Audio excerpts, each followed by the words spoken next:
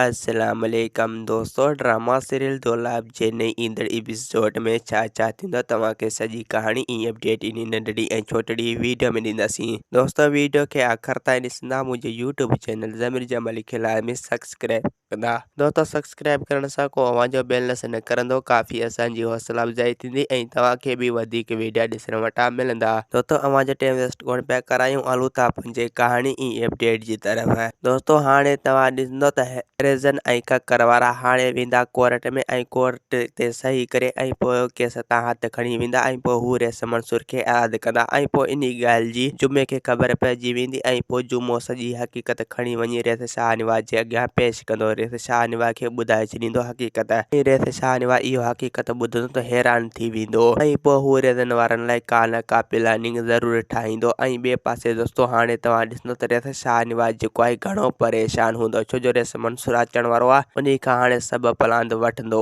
Race Shahnawaz इहा सोचींदो त अगरि रेस मंसूर हाणे मोटी आयो त पोइ कुंज जो सॼो रायो रेस मंसूर तरफ़ हूंदो। ऐं ॿिए पासे दोस्तों हाणे तव्हां ॾिसंदो त मुराद खे इहा ख़बर पइजी वेंदी त रेस मंसूर जेल मां आज़ादु थी आयो आहे, पोइ वञी हाणे इन सां मिलंदो। इन मुराद उन सां मिलंदो ऐं उन खां सॼी हक़ीक़त जी सलाह वठंदो त इहो कीअं ऐं छाजे करे तव्हां अॻ में कयो हो, यानी तव्हां मिठल खे कीअं मारियो, इन जी हक़ीक़त जी अञा ख़बर मूंखे न आहे। ऐं ॿिए पासे दोस्तों हाणे तव्हां ॾिसंदो त रेस शाहनवाज जेको आहे हाशिम खे चई छॾींदो, उन खे चवंदो त हाणे तोखां जल्द जेतिरो थी सघे तूं अली खान खे अगवा करे खणी आ त जीअं मां उन खे मारे ऐं कुंज सां निकाह कयां। बहरहाल इहो रेस शाहनवाज जो चाल अधूरो रहिजी वेंदो ऐं रेस मंसूर इन जे लाइ ख़तरो थी वेंदो ऐं पोइ ही कुझु बि करे न सघंदो, यानी कुंज सां शादी न करे सघंदो। ऐं ॿिए पासे दोस्तों हाणे तव्हां ॾिसंदो त रेस मंसूर जेको आहे तमामु जल्द हाणे मुराद वारनि सां हिकु थी वेंदो। दोस्तों असांखे ॾींदा हाणे इजाज़त, वरी तव्हां सां मिलंदासीं के नई ईंदड़ वीडियो में। जेसीं ताईं पंहिंजो ख़्यालु रखंदा। ख़ुदा हाफ़िज़।